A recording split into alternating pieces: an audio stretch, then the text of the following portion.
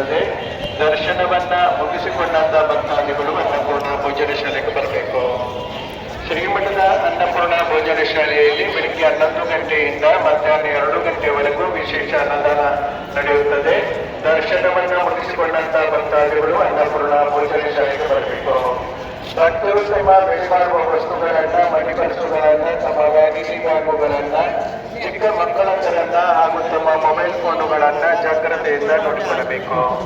భక్తాదులకు మీకు విలువైన వస్తువుల గురించి, మనీ పర్సల గురించి, తమ వ్యానిటీ బ్యాగుల గురించి, చిన్నపిల్లల గురించి, తమ మొబైల్ ఫోన్ల గురించి జాగ్రత్త పడవలసిందిగా తెలుపబడింది.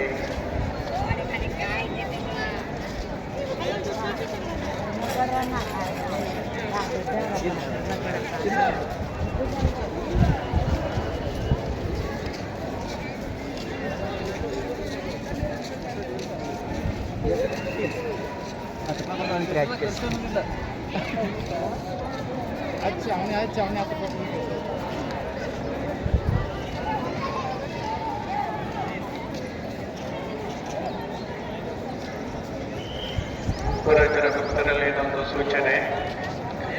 ನಾಯಕನಹಟ್ಟಿಯಿಂದ ಬಂದಿರತಕ್ಕಂಥ ಭಾಗ್ಯಮ್ಮ, ನಾಯಕನಹಟ್ಟಿಯಿಂದ ಬಂದಿರತಕ್ಕಂಥ ಭಾಗ್ಯಮ್ಮ ಇವರೆಲ್ಲಿದ್ದರೂ ತಕ್ಷಣದ ಶ್ರೀಮಠದ ಎದುರು ಭಾಗದಲ್ಲಿರುವ ಪೊಲೀಸ್ ಸೆಕ್ಯೂರಿಟಿ ಪಾಯಿಂಟಿನ ಬಳಿ ಬಂದು ತಮ್ಮ ಬಸ್ಸುಗಳನ್ನ ಭೇಟಿಯಾಗಬೇಕಾಗಿ ತಿಳಿಸಲಾಗಿದೆ.